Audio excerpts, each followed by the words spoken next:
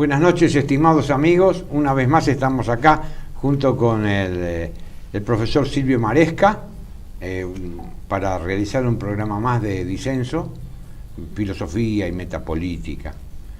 Este programa lo vamos a realizar entre los dos, no tenemos ningún invitado, y hemos elegido como índice temático hablar sobre el terrorismo, así como hemos hablado en un programa sobre el estoicismo, hemos hablado sobre el relativismo, son todos temas contemporáneos. Vamos a hablar del terrorismo, en otro programa hablaremos del totalitarismo, y así iremos tocando los temas que son temas de metapolítica, no solamente de filosofía, sino temas de metapolítica, de grandes categorías que se mueven dentro de la acción de la política. Buenas noches, Silvio. ¿Cómo andás? Bien, bien. Bueno, no, que los espectadores no vayan a creer que siempre hablamos de temas que terminan con ismo, ¿no? No. Porque vos viste, sí, pareciera de pronto, pero no, es puramente casual. Sí. Bueno, lo primero que vamos a hacer, yo voy a hablar 2 minutos para dar un marco teórico y filosófico sobre el terrorismo, porque bueno, habla todo el mundo del terrorismo. Bueno, nosotros vamos a intentar hacerlo desde la filosofía. El terrorismo es el uso sistemático del terror para obligar al adversario, ya sea una comunidad, una sociedad, un gobierno u otro grupo u otro estado, a acatar la voluntad del terrorista. Es decir, el terrorismo es el uso sistemático del terror. Bueno, esto en filosofía se dice que hay una petición de principio. ¿Por qué? Porque si definimos terrorismo recurriendo al concepto de terror, debemos entonces definir terror. El terror es el miedo en su máxima expresión. Y entonces tenemos que ir a definir el miedo. Los filósofos antiguos decían que el miedo era un malum futurum. Es un mal que viene del futuro. Cualquier profesor de filosofía que lea Martin Heidegger, Ser y Tiempo, que es un libro emblemático de la filosofía del siglo XX, puede ver la cita de Heidegger cuando, casualmente citando a Aristóteles, cita el miedo como malum futurum. ¿Qué dice cómo se define el malum futurum? Dice, una pasión por la cual retrocedemos huyendo, de un mal futuro del cual resistir no se puede. Eso es Aristóteles. Esto es Aristóteles, es decir, dicho... la retórica, ¿no? Supongo. La retórica. Una pasión, passio quae fugimo, es decir, una pasión por la cual retrocedemos huyendo de un mal futuro del cual resistir no se puede.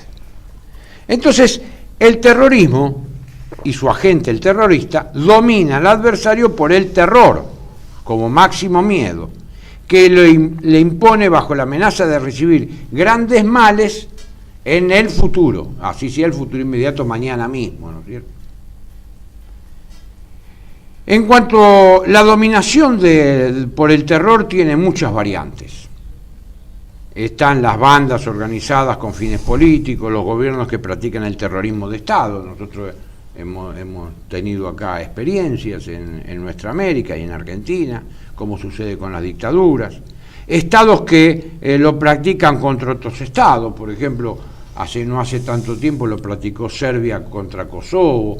En estos días Israel lo está practicando con los palestinos. Es decir, lo miran como un mal futuro, un mal porvenir. Por eso es el terror.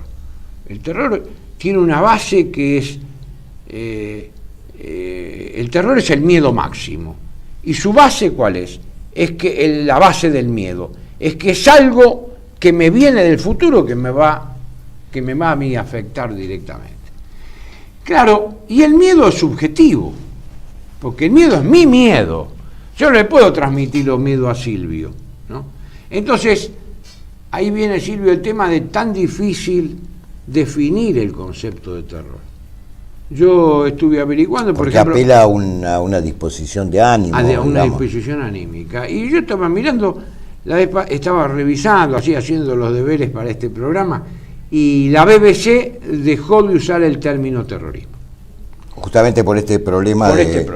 de la dificultad de definir algo que remite a lo subjetivo. Sí, hay, de forma tan directa, además, ¿no? En forma tan directa. Y si a mí me preguntan, por ejemplo, ¿cuál es la respuesta de la filosofía? Vamos a ver la filosofía. Pero ¿y jurídicamente no está más o menos definido tampoco? Se van para un lado, se van para el otro. Sí, me parece que también hay problemas. Viene todo el tema de aquellos que dicen que los terroristas son los musulmanes, por ejemplo, ahora con este tema. Es cierto, los musulmanes son terroristas, acaban de crucificar. Bueno, no todo, ¿no? Pero bueno, pero está el Estado el califato que está crucificando a los cristianos. Es decir, los musulmanes, los palestinos dicen que los israelíes son los terroristas. Es decir, es un concepto muy lábil el de terrorismo, pero que se padece. Y incluso hay mucha gente que cuestiona, yo lo he escuchado esto, qué sé yo, no tengo una opinión clara, pero he escuchado que mucha gente cuestiona que exista el terrorismo de Estado, particularmente en relación a lo que sucedió en Argentina, ¿no? Con la última dictadura militar. Sí. Mucha gente habla de represión ilegal, pero no de terrorismo de Estado, porque el terrorismo sería siempre contra un Estado constituido, digamos, ¿no? Hay gente que sostiene eso. Bueno, no sé.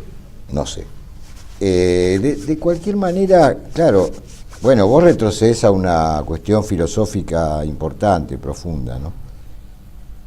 Pero en términos generales, a mí la práctica del terrorismo me da la impresión de ser un proceso muy regresivo, digamos, ¿no? Uh-huh. Hay permanentes procesos, actitudes, conductas regresivas en la historia del hombre, digamos, ¿no? Porque evidentemente hay factores que no pueden ser o no han podido ser cooptados por la civilización, digamos, digámoslo así, ¿no? No estoy hablando de una contrailustración, no me entiendas en esos términos, ¿no? Vos viste que hay toda esa dialéctica de plantear algunos de la ilustración y la contrailustración, ¿no? Y entienden como contrailustración este tipo de cuestiones, por ejemplo, ¿no? Por eso también es absurdo considerar al nacionalsocialismo en su momento como una contrailustración, porque tenía aspectos muy profundos de la ilustración. Claro, bueno. Como es, por ejemplo, la confianza en el desarrollo tecnológico. Y la técnica. Técnica, sí. Bueno, Heidegger, pero no nos desviemos del tema. A mí me parece un fracaso de la política, por otro lado, ¿no? Hay varios fracasos de la política en nuestro tiempo, ¿no? Pero hablando del terrorismo contemporáneo, me parece que aparece allí donde fracasa la política. Claro, ¿no? Porque vos fíjate, también. Vos tenés el terrorismo, vamos a poner ahora, vamos a tener un caso para que... Está este califato, el califato islámico en el norte de Siria, en el sur de Irak, todo este califato. ¿Está constituido ya Está eso? Constituido, parece ser que está constituido. Démoslo por constituido. Los tipos acaban de degollar por la televisión a Foley, un periodista norteamericano. Está el tipo parado así, después se ve y lo degüella.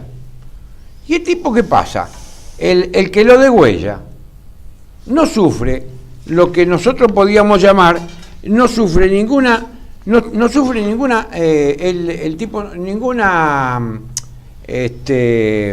remordimiento moral. ¿Por qué? Los que han estudiado el tema desde el punto de vista psicológico dicen que en el terrorista se produce una desconexión moral. Es decir, él no siente ninguna vergüenza de su acto, no siente ningún remordimiento de su acto. Y puede realizar la barbarie de degollar a un ser humano en las cámaras de televisión para mostrarle cómo nosotros estamos degollando al occidente norteamericano o a los Estados Unidos. Yo quisiera destacar, hay varias cosas en todo lo que vos vas diciendo para reflexionar, ¿no? para destacar. Pero hay un punto que a mí me interesa desde hace muchos años y he escrito algo sobre eso, que es la conexión del terrorismo contemporáneo con lo que se llamaba en su momento la posmodernidad, que yo creo que más vale hablar de una modernidad tardía o de una modernidad consumada. Nunca me gustó mucho eso, porque no creo que haya una posmodernidad todavía, ¿no? Creo que estamos en la modernidad. Eso sería para otra discusión linda, ¿no? Pero me parece que terrorismo contemporáneo tiene una gran vinculación con esta modernidad tardía, no podría ser de otra manera, pero en este punto la veo por el lado del espectáculo. Vos acabas de decir que lo degüellan, o degollan, Sí, ¿cómo se dice? Para mí es degüellan. Degüellan, ¿no? Lo degüellan a esta persona, A Foley, lo degüellan delante de las cámaras. Claro. ¿No? Y yo me pregunto, cuando fue el atentado a las Torres Gemelas, ¿no fue un gran espectáculo, digamos, para el mundo, ¿no? Digo, vos señalabas la falencia moral en el caso del terrorismo. Sí. La desconexión moral. Al mismo tiempo hay una propensión estética extraordinaria, ¿no? Claro. Que es el montar un gran espectáculo. Bueno, digamos, ¿no? este me hace acordar al y vos libro... sabés que la modernidad tardía, el espectáculo es central, digamos, ¿no? Van a decir que nos copiamos, pero me hace acordar al libro de Guy Debord, que se llama La Sociedad... O sea que yo no lo leí, me lo han recomendado muchísimo. Se llama La Sociedad de los 90. Murió él joven. Un solo libro escribió, La Sociedad del Espectáculo. Un situacionista, se lo ubica en la filosofía dentro de un situacionista, pero que plantea el tema es decir, en realidad lo que importa es el espectáculo. Y entonces esto te lleva a todo un tema, a todo el tema de la apariencia y realidad. Esta es la relación entre el ser y el no ser, apariencia y realidad. Ahora, ¿por qué apariencia y realidad? A ver. Porque en realidad lo que existe es lo que aparece. Lo que no aparece no existe. Lo que se muestra, digamos, ¿no? Claro, lo que hoy se llama la visibilidad, ¿no? Exactamente. Visibilizar, con ese lenguaje progre. Debe haber 50 degollados, pero el degollado es Foley. Claro. Y hay 50 degollados, 100 o 200. Claro. Las chicas esas de Nigeria que las mataron como perros, en fin. O sea que este terrorismo contemporáneo, ¿no? En su versión así política, digamos, justamente, bueno, por otro lado dije que es la negación de la política, pero digamos, está íntimamente vinculado con la sociedad del espectáculo. Sí. No es sin el espectáculo. No, es un producto, para mí, este terrorismo que estamos viviendo ahora es un producto de la sociedad de consumo en su máxima expresión. Para mí este es un producto de esta sociedad. Es una regresión, pero que está totalmente instalada en lo contemporáneo. No puede existir si no tuviera espectáculo. No puede existir el terrorismo si no tuviera espectáculo. La verdad que el espectáculo de las Torres Gemelas, que quizás es la expresión máxima, ¿no? Fue un espectáculo extraordinario. Ahora, volviendo a lo que vos decías más filosóficamente del factor subjetivo, me parece, ¿no?, que la reiteración de esas imágenes una y otra vez juega a favor del terrorismo, porque alimenta el terror, después de todo, ¿no? Y una huida que no sabe para dónde disparar, porque, digamos, no es el miedo ante una cuestión precisamente definida. Mira, así como en la década de 50 empieza, hasta donde yo sé, el espectáculo callejero, ¿no? Sí. Así improvisado, el teatro callejero, por ejemplo, el músico callejero, ¿no? El artista callejero, que puede aparecer en cualquier lugar, en una estación de tren. Acá tenemos una cosa muy similar al espectáculo callejero. Acordate de Atocha, por ejemplo, ¿no? Claro. Sí, sí. Pero digo, así como es imposible prever dónde aparecen los actores realizando su espectáculo, un mimo, ¿no? Del mismo modo aparece claro, lo otro no aterroriza, obviamente. Claro, sorprende. Te sorprende, te puede agradar, etcétera. Pero esta es una. Por eso el factor, digamos, de la imprevisibilidad total juega a favor de. Porque pues, si no genera este efecto subjetivo, el terrorismo, no tendría efecto. Si no genera miedo máximo, no tiene efecto. Genera miedo máximo por uno de los rasgos es el carácter de imprevisto. No sabés dónde ocurre, es decir, no está localizado. Por lo tanto, también es muy difícil. Te puede suceder acá. Muy difícil de combatir. Es difícil de combatir. ¿Qué decían los filósofos antiguos ante el terror? Los filósofos antiguos tenían una sola respuesta: huir. Del terror, huir. Ahora, ¿qué pasa? Vos estás en esta sociedad. ¿A dónde huís? Si te explota una bomba, yo creo que como explotó en Buenos Aires en la calle Pasteur, acá a pocas cuadras, ¿a dónde huís? Es decir, el carácter imprevisible. Te mete un mal o un futuro, porque vos ves que te viene, el mal se te viene encima. El Papa Francisco dijo estos días, porque están matando cristianos a rajatabla en el norte, pero cristianos que son mucho más cristianos que nosotros porque vienen de la época de Jesucristo, parece ser que los que están ahí. Lo están matando como moscas. Y el Papa dijo, bueno, hay que pararlo. Al que te agrede hay que pararlo. Claro, porque si no podés, pero ¿cómo lo parás? ¿Lo parás bombardeando, como está haciendo los Estados Unidos, todo el norte de Siria y el norte de Irak, matando población y defensa? No, bueno, la política exterior norteamericana es realmente es de una torpeza. Porque de pronto en Siria apoyó, si yo no entendí mal, apoyó en un momento a los terroristas islámicos, o por lo menos a los rebeldes islámicos, no sé si eran terroristas. O sea, yo creo que es una política muy descaminada. El terrorismo es una falla de la concepción política internacional. Y bueno, ahí está el problema. Yo creo que ahí está el problema. En realidad, porque yo me estaba acordando cuando leías tu introducción, siempre vos sos más serio que yo, ¿no? Pero digo, me está acordando de las brigadas rojas y no rosas, porque las rosas les va muy bien. Claro. Las brigadas rojas. Pero podés decirlo en italiano, que es rosa. Claro. ¿Cómo se combatió políticamente eso, digamos? Y se triunfó políticamente. Sí. Claro que está localizado. Supuso además toda una redefinición de la política italiana, ¿no? En relación con eso cambiaron los partidos políticos dominantes y muchas otras cosas, ¿no? Se tuvo que redefinir.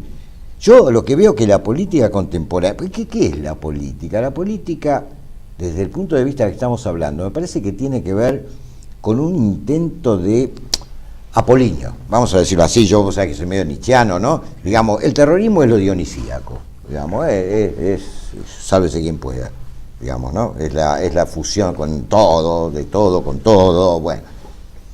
Lo apolíneo es aquello que busca la bella forma, digamos. La bella forma, el orden. O sea, trata de, si lo decimos freudianamente, sublimar los instintos, las pulsiones, ¿no?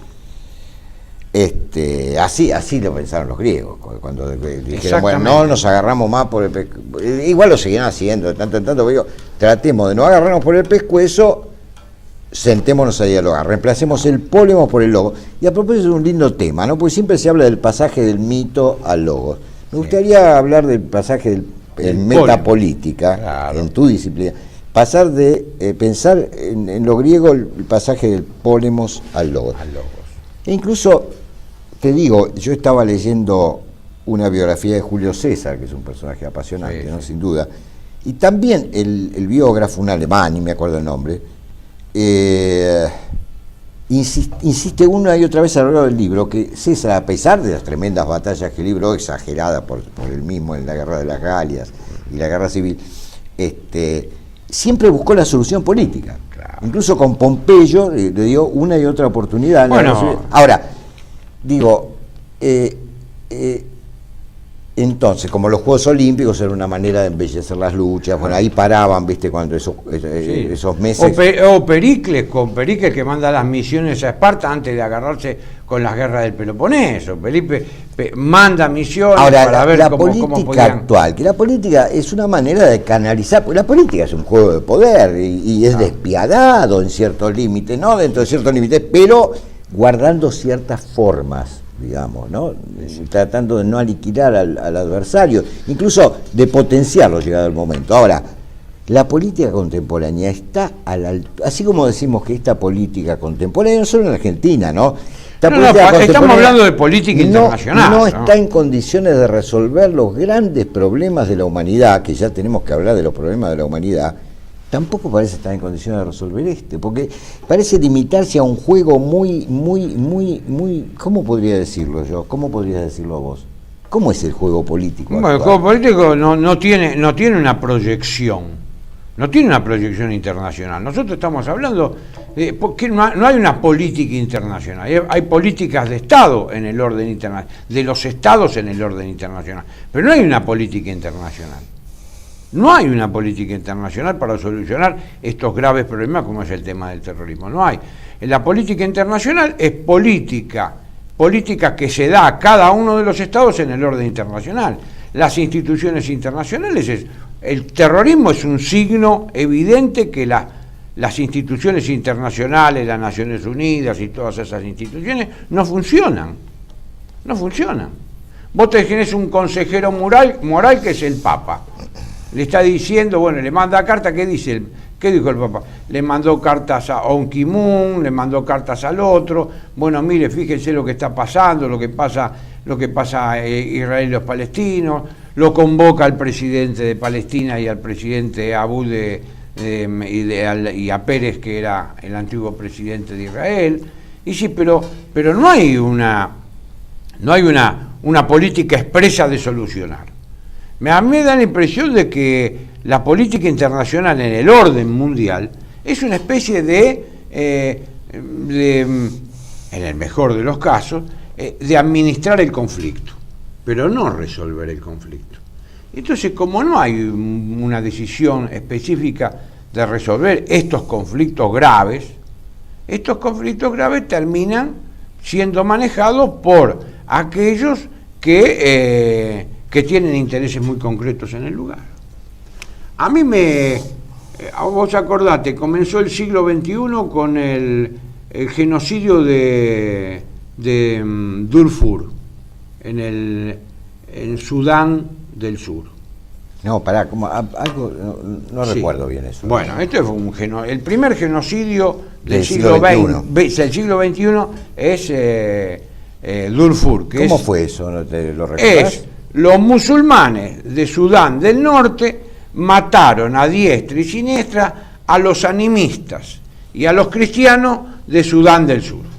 ¿Cómo terminó esto? En un baño de sangre, hasta que al final pudieron constituir tropas, los de Sudán del Sur, y dividieron Sudán en dos. Hoy son dos países. Hoy son dos países, Sudán del Norte y Sudán del Sur. Y en el medio están todos los piratas que hacen y deshacen lo que quieren estos tipos. Es decir, si no hay ningún poder de carácter internacional que pueda intervenir como para poder paliar estas matanzas, las matanzas continúan. Evidentemente cada vez se hace más evidente la necesidad de una política internacional. Vos tenés tres o cuatro principios básicos. Pero ¿cuál es el sujeto de esa política? No lo hay, porque si pretende una potencia imperialista ser el árbitro de las cuestiones internacionales, por ese camino vamos mal. Pero que todos los otros países... Porque eso va a ser siempre una imposición de una voluntad sobre otra. Europa abdicó de hablar. Abdicó de jugar en el orden internacional. Europa es un museo, viejo. Es un museo. Europa es un museo. Así que un museo maravilloso, pero es un museo. Claro. Así que nosotros Alemania no. En este momento estamos liberados a la voluntad de la política internacional de los Estados Unidos, que encuentra como mejor razón para intervenir en la matanza, para seguir con el ejemplo, de los cristianos, que están desde la época de Jesucristo, en el norte de Siria y en el sur de Irak.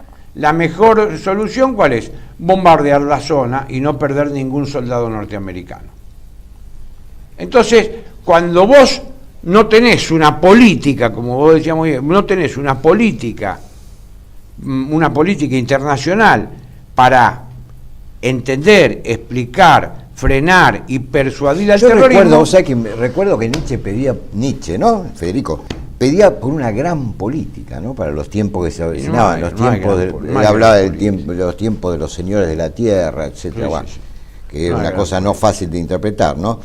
Pero como que la conducción y direccionamiento de las grandes masas que él ya veía acceder a la historia, digamos, suponía esa gran política, y por eso él criticaba acerbamente, sobre todo en la etapa que se llama de su ilustración trágica, ¿no?, a las políticas nacionales de los estados europeos del momento, porque las veía muy estrechas, que es un poco lo que estamos conversando. Exacto, estas políticas nacionales Bueno, tiene que ver con otra etapa de la historia, en una de esas, ¿no? El director nos hace señas que vayamos a una pausa y después seguimos con los tipos de terrorismo. Me parece muy bien porque hay que obedecer al director.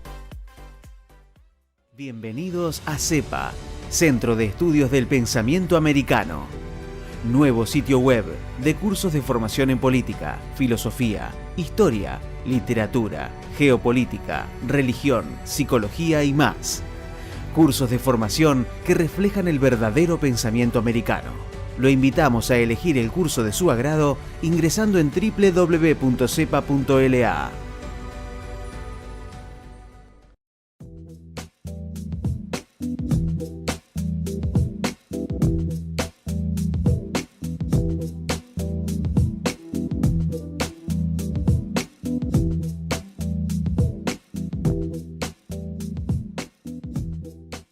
Decir siempre la verdad primero tiene un precio.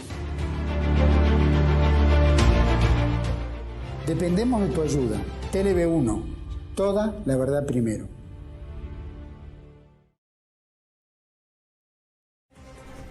Continuamos con esta meditación. Y para continuar con esta meditación traje una frase de Pascal, que no es santo de mi devoción, pero tiene cosas interesantes. Dice Pascal, nunca se hace el mal tan bien como cuando se lo hace con buena conciencia. Qué bueno eso. Esto le digo a los muchachos que enseñan filosofía que lean un poquito. Nunca se hace el mal tan bien como cuando se hace con buena conciencia. ¿Qué está en los pensamientos de Pascal? En los pensamientos de Pascal. ¿Por qué lo traigo esto? Lo traigo esto porque nosotros tenemos que ver el tema del sujeto terrorista. Porque ya hemos hablado del terrorismo y ahora pasamos al sujeto terrorista, que habíamos adelantado algo. Desde la psicología hay muchos trabajos sobre terrorismo, ¿no? Pero desde la psicología hay tesis y tesis encontradas. Una tesis dice que los terroristas son personalidades trastornadas. Otra tesis dice que los terroristas son grupos ideológicos. Cada golpe que se plantea como una acción ejemplar. Despersonificación del terrorista. Si son grupos ideológicos, el grupo ideológico despersonaliza al terrorista y provoca la desconexión moral y no siente ningún remordimiento. Es decir, realiza una acción ejemplar, no siente... Mirá, 3 o 4 rasgos traje yo de lo que es el sujeto terrorista. Y bueno, como vos sos un erudito en psicoanálisis... No. Te traje esto como para motivarte. Sí, no, me quedo pensando, porque la verdad que nunca he conocido un terrorista, además, ¿no? En persona. Claro. Creo no haber conocido, porque nunca sabe, claro. No, a mí me llama la atención, bueno, eso de personalidad trastornada, la verdad que dice poco, porque no hay muchos trastornos que nos llevan a un tipo a meter una bomba en un lugar o... Sí. Pero el tema de que me llama la atención sí, eso también. Pero a mí me parece que la ideología es como una, en cierta forma, no voy a decir una excusa, pero digamos, vos mismo fuera del aire me decías que has leído que hay terrorismos de derecha, de izquierda, religiosos, antirreligiosos, de manera que ese aspecto... yo me sigo quedando con la cuestión de la reacción desesperada, ¿no? El terrorismo contemporáneo como una reacción desesperada, a veces con fundamentos razonables, ¿no? Porque la modernidad, digamos, no se ha expandido siempre de modo amigable, podríamos decir, convenciendo a los pueblos de los beneficios de la civilización europea, pues la modernidad es un invento europeo, invento digo en el sentido de un acaecer europeo. No siempre se ha impuesto de la mejor manera, digamos, ¿no? Entonces muchas veces el fundamento de estas reacciones terroristas está en última instancia en culturas que han sido avasalladas o pretenden ser avasalladas, pues no lo han sido del todo, ¿no? Seguro. Y no por eso justifico, digamos, esa reacción, porque me parece una reacción reaccionaria, ¿no? Las ideologías ahí muchas veces que se ponen en juego son improvisadas, etcétera. Pero yendo a la personalidad del cosidad con al sujeto terrorista. Pero yendo al sujeto terrorista, yo te diría, que un aspecto que me llama la atención es el desprecio por la vida, pero no solo por la vida ajena, por la propia. Porque sabemos perfectamente cuántos terroristas suicidas que hay. Bueno, y ahí volvamos está a las torres, ¿no? Los tipos se masacraron. Ahí está el tema de la despersonalización, ¿no? Sí, ¿y qué pasa con la vida también, no? ¿Qué propone en relación a la vida el terrorista? ¿Qué propone? Está agotado en su propia acción. Está agotado en su acción. Cuando vos despersonificás, por ejemplo, muchos dicen no, porque lo que pasa es que el terrorismo tiene toda una variante oriental, esa variante oriental está basada en que de alguna manera la idea de persona no juega en esa conciencia, pero el tema de la despersonalización a través de la ideología, a través del mensaje religioso, porque hay terrorismo religioso, ideológico, en fin, étnico, etcétera. Vos decís, pero si yo pierdo la condición de persona, despersonalizado, entonces no tenés ninguna responsabilidad moral. Al no tener ninguna responsabilidad moral, vale todo. Vale todo. Bueno, pero... y si después, por otra parte, si la verdad está, pongámosle en el caso del terrorismo, que lo que yo tengo en la cabeza en este momento, bueno, ahora los vamos a eliminar a estos tipos porque están ocupando un lugar santo nuestro, como pasó con los serbios, con los kosovares. Kosovo para Serbia era un lugar emblemático, un lugar religioso. Nosotros tenemos poca idea, o bueno, una cosa que ya pasó, pero Kosovo fue un acto terrorista con todas las de la ley. Y se tardó mucho tiempo en resolver ese tema. Costó miles y miles de muertos. Incluso está el tema de la independencia de Kosovo, que el Estado argentino no lo reconoce, porque si reconocemos Kosovo, van a reconocer Malvinas. España tampoco reconoce Kosovo. Si reconocen Kosovo, van a reconocer Gibraltar. Es decir, nosotros en la política internacional, a mí me da la impresión que no hay un manejo de la política internacional, no hay ninguna línea cierta de acción. Vos decís, sí, bueno, lo que... Porque vos decís, bueno, en política internacional, la democracia y los derechos humanos. Bueno, eso es un universal vacío. Esta línea de política internacional fijada por los Estados Unidos, la democracia y los derechos humanos, es un universal vacío. Yo alguna vez he dicho que los derechos humanos... ¿Estamos? Entonces, ese universal vacío me provoca esto, porque no me resuelve el problema. Es más una declaración que una realidad. Yo alguna vez definí los derechos humanos, que es una ideología norteamericana, francesa en sus comienzos, ¿no es cierto?, cuando se hizo la famosa proclamación de los derechos del hombre y del ciudadano, que por supuesto no alcanzaba a los esclavos de las Antillas. No, los esclavos de las Antillas, eso no. Eso no eran ni humanos, ni ciudadanos, ni nada, eran negros. Nada más que eso, ¿no? Pero digo, los derechos humanos, tal que es la ideología del imperio, hoy la ideología del imperio dominante son los derechos humanos. Exacto. Por eso a mí me harta toda esta gilada que nos rodea, que cree, al ponerse a la cabeza de la defensa de los derechos humanos, que está llevando adelante una cruzada por los valores nacionales. Esto es un galimatías, claro, francamente, ¿no? Por más que se plantee que los derechos humanos no son solo los derechos políticos o civiles, sino que también son los derechos a la vivienda, etcétera. Sociales. Pero eso no es más que una extensión de esa ideología imperial.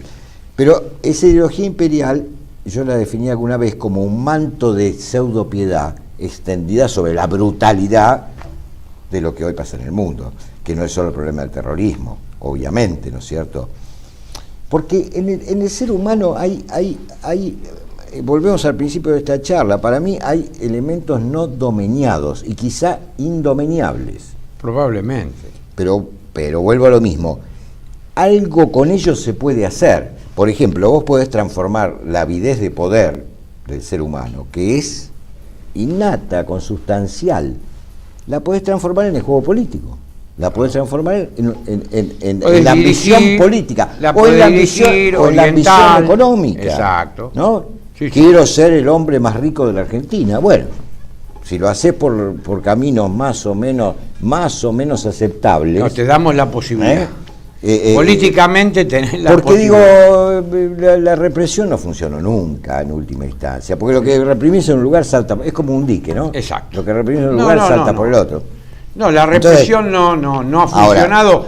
Ahora digo yo, los volviendo mejores... a este caso de terrorismo, a mí el punto, te digo, me asombra el desprecio, ahora te lo voy a decir solamente, no solamente, el desprecio por la propia vida, ¿no? Sí, bueno. Pero vos lo vinculás con el proceso de despersonalización. Despersonalización y la desconexión moral. Eso produce la desconexión moral del sujeto terrorista. Ahora, yendo al tema de la primera parte del programa, que era, bueno, nosotros llegamos a la conclusión que, bueno, este terrorismo que se está produciendo, esta especie de tercera guerra mundial en todos lados, o en varias partes, sobre todo de Europa y de Asia sobre todo, y África, bueno, se debe a que no hay los lineamientos de la política internacional, en el caso de Occidente. Yo creo que son postulados, te digo, universales vacíos, como te puedo decir. Claro. Son postulados que no tienen ningún contenido de carácter existencial. Entonces yo no puedo decir... Mirá qué interesante eso que para mí no tienen contenido, o sea, la ideología de los derechos humanos, como la llamo yo, porque es una ideología. Claro, o la democracia liberal, lo mismo, para el caso lo mismo, no tiene un contenido existencial. Bueno. Es una manifestación de deseos, son universales vacíos, es una relación conceptual, un discurso ideológico, un relato, lo que vos quieras. Pero esto no soluciona el problema. Yo el problema que veo en la Argentina, te digo, porque yo soy medio más provinciano que vos. Vos sos más cimarrón. Soy más cimarrón. Aunque el hombre del campo sos vos, pero ni por el gaucho vuela sos vos. Pero yo soy más cimarrón, soy más provinciano, yo te diría. Sí. Pero lo que yo veo, y lo comentaba en el programa de televisión el otro día, en Código Político, que la democracia liberal tiende, porque es la experiencia que tenemos de los 30 años en Argentina, que no tuvimos, la otra yo no la tuve, que fue la época de Roca, digamos, de los 30 años seguidos de democracia, digamos, democracia liberal, que era más restrictiva que esta aún, ¿no? En muchos aspectos. Pero bueno, digo, que a lo que lleva es a la consolidación de una casta política. Una casta política que se desconecta del resto del pueblo, ¿no? O de la población, porque a veces uno dice pueblo, y dice, este pueblo habla de pueblo, es antiguo, fascista, o no sé qué va. O comunista, porque también... digo, se desconecta y empieza a jugar como un grupo que tiene su propio interés. Claro, eso sí. Interés limitado a ese juego entre ellos, pero que esto va acompañado de que los problemas que se discuten, estoy hablando de política interna ahora, son cada vez más chiquitos. Digo, en la década del 70, que yo no reivindico tanto, pero discutíamos, ¿no es cierto?, discutíamos el imperialismo norteamericano. Exacto. Bueno, ahora discutimos los fondos buitre, digo, me parece que no es lo mismo. Me parece que hay un achicamiento, ¿no? ¿Qué te parece? Claro. Y por supuesto, quiero decir que yo, con estos días con el tema de los fondos buitre, me acordaba de Mariano Chilavert. Y busqué la carta de la Rosa, ¿no? Unitario, tipo que había peleado con Lavalle, con Fructuoso Rivera, un jefe de artilleros magnífico, el último que resiste, el casero. Urquiza lo fusila por la espalda, por traidor. Como no se deja fusilar por la espalda, entonces lo bayonetea, digamos, de frente, finalmente. Pero ahí Urquiza manda mantener insepulto el cadáver 7 días. Qué va. Cosa tremenda, ¿no? Pero Chilavert le dice, después de la vuelta obligado, le dice, mire, yo nunca me aliaría al extranjero para pelear contra mi propio país, aun cuando no acuerde con el gobierno que lo rige. Bueno, en fin, esto aparte. Esto es lo que nos mueve a todos nosotros. Esto aparte, ¿no? Pero digo, pero hay un achicamiento de las perspectivas políticas, digamos, por lo menos en nuestro país en ese sentido, ¿no? Y te digo, nosotros no tenemos en este momento el flagelo del terrorismo, pero si lo tuviéramos, si no podemos ni combatir la delincuencia común. Claro, ¿cómo vamos a combatir? ¿Cómo podríamos combatir eso? O el narcotráfico tampoco se puede combatir. Bueno, estamos acá en Argentina en una especie de estado de indefensión en ese sentido, ¿no? Yo, o sea, que noto lo mismo, digamos, Un ¿no? estado O de sea, indefensión, porque se reduce. Mirá, yo escribí estos días un artículo que se llama La abolición de la realidad. Y vos fíjate, dice, bueno, ¿la inseguridad qué es? ¿Abolir la realidad cuándo? Cuando aquello es blanco y vos decís que lo blanco es negro. Y todos dicen que lo blanco es negro y por lo tanto lo blanco es negro. Hasta que viene alguien y dice rey está desnudo. Lo blanco es blanco. Y el tema de la seguridad lo mismo. Vos fíjate qué han hecho. La inseguridad es una realidad y desde te han dicho del gobierno, la inseguridad es una sensación, con lo cual se reduce eso a un problema subjetivo. Y sobre lo subjetivo no podés legislar. Bueno, yo creo que con esto hemos hablado sobre el terrorismo, hemos podido charlar un poco también sobre el tema de cuál es esta concepción de los derechos humanos, hemos hablado sobre el sujeto terrorista y bueno, y espero que esta charla le sirva a alguno, ¿no es cierto? Sí, igualmente me parece que quedamos un poco cortos. Sí. Quizá ahí sería interesante consultar a algún psicólogo, psicoanalista o no sé bien qué, más sobre especializado en ese tema, ¿no? De la psicología del sujeto terrorista, que es muy interesante. Digamos, a mí me pareció muy ahí me parece que quedamos un poco cortos, tampoco. Y bueno, tenemos nuestras limitaciones, no somos dioses. Además la metapolítica el tema específicamente psicológico no es importante, ¿no? Desde ya, para la metapolítica, pero no es la cuestión central. Bueno, hasta la próxima entonces. Hasta la próxima.